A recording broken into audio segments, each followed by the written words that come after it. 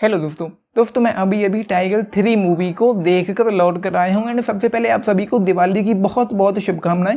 Happy Diwali, safe Diwali. उम्मीद करता हूँ कि सभी लोग खुश हैं, स्वस्थ हैं एंड ऐसे ही खुश रहिए, स्वस्थ रहिए। एंड टाइगर 3 मूवी मैं भाई अभी देखकर लौट कर आया हूँ और मैं आपको कहना चाहता हूँ कि इस वीडियो में स्पॉइलर होंगे एंड मैं यकीन मानता हूँ, आपको यकीन दिलाता हूँ कि इस फिल्म की कहानी में इतना ऐसा खास कुछ भी नहीं है कि आपके लिए फिल्म स्पॉइल हो जाए, आपको कुछ बहुत नया जो मिलने वाला था वो आपका मज़ा ख़राब हो जाए। तो स्पॉइलर होंगे, आप चाहें तो वीडियो कंटिन्यू कर सकते हैं, चाहें तो यहीं पर छोड़ सकते हैं। तो कहानी यहाँ पर कुछ है कि 1999 से फिल्म शुरू होती है जब जोया के पिता हमको दिखाए गए हैं वो लंदन में थे, लेकिन वो ISI के एजेंट थे एंड इमरान हाशमी उनका फ्रेंड था या ये कह लो कि उनका जूनियर था।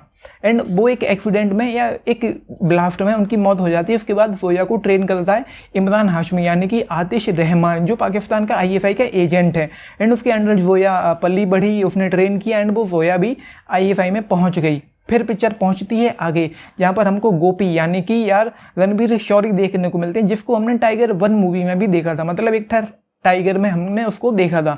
तो वो यहाँ पर मलते ये कह के जाता है, वो एक मिशन पे था ऑफकोर्स जहाँ पे टाइगर जाके इसको रेस्क्यू करता है, क्योंकि वो कहीं काबुल में था या फिर कहीं बाहर ही था, ऐसी जगह था जहाँ पर वो मरने वाला था, तालिबानी किसी एरिया में था। तो टाइगर जाके वहाँ उसको रेस्क्यू करता है एंड वो अधमरा हो जाता है एंड वो मलते ये कह के जाता है कि कोई है इंडियन स्पाई में, कोई डबल एजेंट है जो उनके लिए काम कर रहा है एंड यहाँ से वहाँ खबरें पहुँचाता है एंड वो कोई फीमेल है एंड वो जोया का नाम लेकर जाता है यहाँ पर एंड वो मर जाता है। उसके बाद टाइगर को शक हो जाता है जोया पे एंड उसके बाद चीज़ें यहाँ पर कुछ यूँ होती हैं कि इमरान हाशमी जो है वो जोया और टाइगर के बेटे को किडनैप कर लेता है एंड उससे पहले वो मतलब पाकिस्तान में ही जेल में था, क्योंकि उसने 2011 में एक पीस समिट थी इंडिया पाकिस्तान की जो उसने बर्बाद कर दी थी एंड उसके बाद वो जेल में गया था।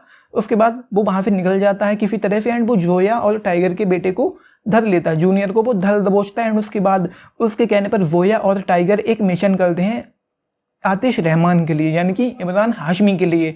फिर उसके बाद वो एक यहाँ पर नाम लिया गया, मैंने इसको लिखा हुआ है न्यूक्लियर ट्राइड सबमरीन मिसाइल कि जो चाइना से पाकिस्तान ने खरीदी है ये मिसाइल एंड इसके कोड्स वो लोग चुराते हैं, जोया और टाइगर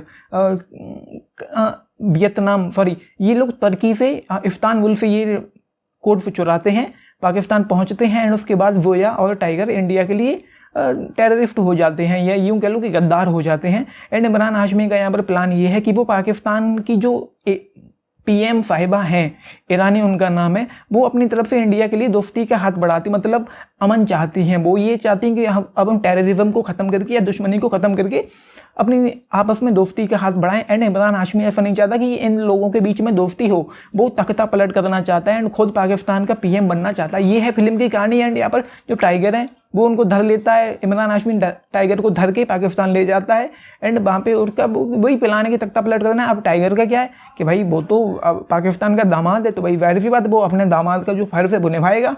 तो इमरान हाशमी को वो तख्ता पलट करने से रोकता है एंड PM जो ईरानी है पाकिस्तान की उनको बचाने की कोशिश करता है एंड फिल्म में यही चलता रहता है कहानी के नाम पर।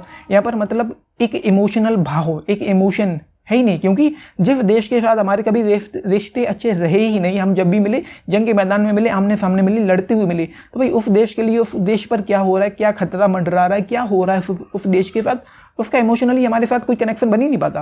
भाई अच्छा हो या बुरा हो हमको घंटा फर्क नहीं पड़ता कि वहाँ पर क्या हो रहा है। तो इस लिहाज से फिल्म इमोशनली कहीं पे भी आपको टच नहीं कर पाएगी, कोई एक्साइटमेंट नहीं है, कोई इंटेंसिटी नहीं है एंड इतनी ज़्यादा तो मतलब ठंडी है। फर्स्ट हाफ जो था वो मुझे ठीक लगा कहीं तक, लेकिन सेकंड हाफ में तो भाई एक वो वाला मोमेंट आया कि देखा नहीं जाता फिल्म को, इतना मतलब पूरी तरह से मैं डिस्कनेक्टेड, क्योंकि इमोशनली जब आप कनेक्ट ही नहीं कर पाओगे, कोई इंटेंसिटी नहीं है, एक्साइटमेंट नहीं है, कोई ट्विस्ट एंड टर्न बहुत बड़े नहीं है, कोई वो वाला फील ही नहीं आता, तो क्या ही आप ये फिल्म आपको मतलब कुछ टच करके जाएगी, आपको बहुत ज़्यादा या फास्ट पेस हो, फास्ट पेस भी नहीं, ऊपर से जो लेंथ फील होती है उसका क्या ही कहना, पूरी तरह से ठंडा है क्लाइमैक्स। फर्स्ट हाफ जो था वो ठीक था, लेकिन फर्स्ट हाफ से ज़्यादा खराब सेकंड हाफ है इस फिल्म का। कहने वाले तो कुछ भी कहेंगे लेकिन मुझे पसंद नहीं आया एंड कहानी बस यही है। लेकिन एक दो मोमेंट थे जब मूवी में गूफ बम्स आते हैं, जैसे कि जब PM साहिबा अपनी स्पीच देती हैं, पाकिस्तान की जो PM है वो अपनी आज़ादी की स्पीच देती है, वहाँ पर गूफ बम्स आते हैं। फिर राष्ट्रगान बजता हुआ सुनाई पड़ता है मूवी के क्लाइमैक्स में ही, वो कुछ अच्छा लगता है एंड 2 इंडियन लोग थे जिनकी मौत हुई। तो वो आपको थोड़ा मतलब हिट करके जाएगा, टच करके जाएगा। एक चीज़ समझ में नहीं आई कि जो लड़का था यहाँ पर विशाल जेठवा जिसने प्ले किया है हसन को, जो टाइगर जिंदा में हमको देखने को मिला था सुसाइड बॉम्बर था, जो अबू उस्मान के लिए काम करता था या अबू उस्मान के लोगों ने उसको हायर किया था। सुसाइड बॉम्बर जो था जिसको टाइगर ने बचाया था वो इस्लामाबाद में है एंड इस्लामाबाद में वो पढ़ाई कर रहा है। तो भाई ये हजम नहीं हुआ कि वो इस्लामाबाद में क्यों है, वो इंडिया में हो सकता था लेकिन इस्लामाबाद में वो पढ़ाई वढ़ाई कर रहा है एंड वो वहाँ पर है। तो वो यहाँ पर एक बहुत बड़ा हैकर हमको दिखाया गया जो मतलब पूरे का पूरा प्लान एग्जीक्यूट करता है। वही वो एक जगह बैठा हुआ है एंड सब कुछ बताता है इन लोगों को कि इन लोगों को उस PM एनक्लेव में कहाँ कैसे कैसे जाना है, ये लोग पाकिस्तान में हैं। तो मूवी में किसी तरह की कोई एक्साइटमेंट नहीं, कोई इंटेंसिटी नहीं, कहानी है वो कुछ खास नहीं है। राइटिंग जो है वो बहुत ढीली है, कमजोर है एंड बोरिंग है एंड ये हाल हो रहा था कि मतलब उठकर भागने का मन कर रहा था क्लाइमेक्स में, जब भाई पाकिस्तान में है या पाकिस्तान ना हो, चाइना हो या अमेरिका हो, लेकिन इंडियन फिल्म हो, अब अमेरिका में या चाइना में कुछ भी हो रहा हो, कुछ भी अच्छा बुरा हो रहा हो तो उसका आपके ऊपर कोई घंटा फर्क नहीं पड़ेगा। इससे ज़्यादा ये अगर मैं कहूँ कि ये जो फिल्म है टाइगर 3 ये सबसे कमजोर फिल्म है। इसका जो विलन है इमरान हाशमी सबसे बाहियात विलन है। इस पूरी फ्रेंचाइज का बाहियात की जो स्पाई यूनिवर्स है, जो सो कॉल्ड यूनिवर्स है, उसका सबसे कमजोर विलन है ये। अबू उस्मान जो विलन था टाइगर जिंदा है में, वो यार क्या ही विलन था, मतलब वो फिल्म ही क्या कमाल की थी। उस मूवी को अगर मैं ये कहूँ कि वो बेस्ट फिल्म थी इस फ्रेंचाइज की तो ये गलत नहीं होगा ये कहना, क्योंकि वो 2-3 बार देखी जा सकती है वो फिल्म। उसके बाद आती है वॉर। तो ये हाल है इस फिल्म में, मतलब writing, screenplay, treatment, potential, drama, masala कुछ भी खास नहीं है यहाँ पर। ऊपर से बोर करती है, ठंडी है एंड लेंथी बहुत ज़्यादा है। तो कहानी बस यही है फिल्म की एंड ये जो विलन है उसका तो मतलब क्या ही कहना है। एंड उसके अलावा कुछ 1-2 ट्विस्ट एंड टर्न है जो थोड़े सरप्राइजिंग शॉकिंग हो सकते हैं, बाकी बस ये मतलब कुछ भी खास नहीं है। भाई जिस देश के साथ हमारे कभी रिश्ते अच्छे हुए ही नहीं थे, अब उस देश पर कोई हमला हो रहा है या जहाँ की रीत है, परंपरा है कि तख्ता पलट होना है वहाँ पर, तो इस बार भी होता है। तो उसमें क्या नया है या क्या उसमें हमको कुछ बहुत सरप्राइजिंग है, कुछ बहुत बड़ा देखने को मिल रहा है कहानी के नाम पर। तो ये फिल्म बनाई है एंड डायरेक्शन भी उतना अच्छा नहीं है। एंड यहाँ पर हम सबको पता था कि पठान यहाँ पर हमको देखने को मिलने वाला है, तो पठान मिला, देखने को मिला। 12 मिनट का करीब सीन था पठान का, लेकिन वो सीन भी उसमें भी कोई एक्साइटमेंट नहीं थी, कोई मैडनेस नहीं थी, कोई पागलपन नहीं था, कोई ऐसा कुछ भी नहीं था कि ताली मारने का मन करे। टाइगर का जो एंट्री सीन था, जब टाइगर उसको बचा लेता है गोपी को, तो चढ़ता हुआ जा रहा था कि पहाड़ियों पर गोलियां चल रही हैं एंड वो बाइक से जंप मारता है एंड जंप मारने के दौरान वो हेलीकॉप्टर को पकड़ता है। तो वो सीन मुझे वास्तव में अच्छा लगा कि देखने लायक लगा कि जहाँ पर ताली मारने का मन करे। उसके बाद शाहरुख खान की एंट्री होगी, वहाँ पे भी ताली मारने का मन नहीं हुआ। एंड वो जो गाना है यहाँ पर, वही जो लास्ट वाला जो गाना था जो लेके प्रभु गाना, उस गाने के बाद यहाँ पर हमको ऋतिक रोशन का एक कैमियो देखने को मिला, तो वो कुछ अच्छा लगा, वास्तव में वो कुछ बहुत अच्छा था। तो देखते हैं कि ये कुछ अच्छा होने वाला। बाकी फिल्म में तो भाई सबसे कमजोर फिल्म है भाई RF की स्पाई यूनिवर्स की, एंड जो सबसे बेस्ट फिल्म थी वो मुझे लगी थी टाइगर जिंदा है। तो ये है भाई, बाकी आप देख लो, आपको देखना है। एंड सबसे महंगी फिल्म ये मुझे पड़ी है अब तक की, जितनी भी मैंने थिएटर में जाकर मूवी देखी 300 रुपये मुझे चुकाने पड़े हैं। उतनी ही ज़्यादा खराब है जितनी ज़्यादा ये महंगी फिल्म मेरे लिए रही है। तो ये ना गाने कुछ उतने खास है, ना कहानी उतनी कुछ खास है, ना स्टोरी टेलिंग उतनी कुछ खास है, ना स्क्रीन प्ले उतना कुछ खास है, ना डायरेक्शन उतना कुछ खास है, एंड ना ही सलमान खान का जो भी है वो उतना कुछ खास है। एक बिलो एवरेज फिल्म मुझे लगी है ये। तो भाई आपकी मर्जी है, देखना है तो देख लो। 1.5 स्टार आउट ऑफ 5 इस फिल्म के लिए।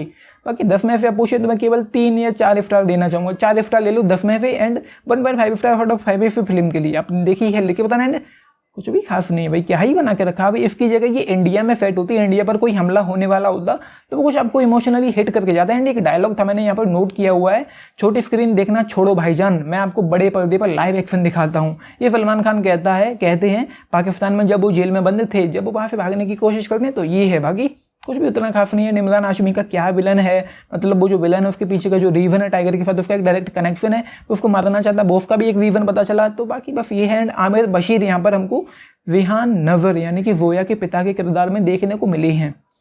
तो ये है, बाकी आपने देखी है, लेकिन बताना। बाकी मैं तो नहीं कहूँगा कि भाई देखो जाके मूवी हॉल में, आपको देखना है, सलमान खान की ट्रू फैन है तो जाके देख लो। मैं सोच रहा था कि ऋतिक और सलमान एक फ्रेम में नजर आएंगे, तो वो मुझे देखने को नहीं मिला।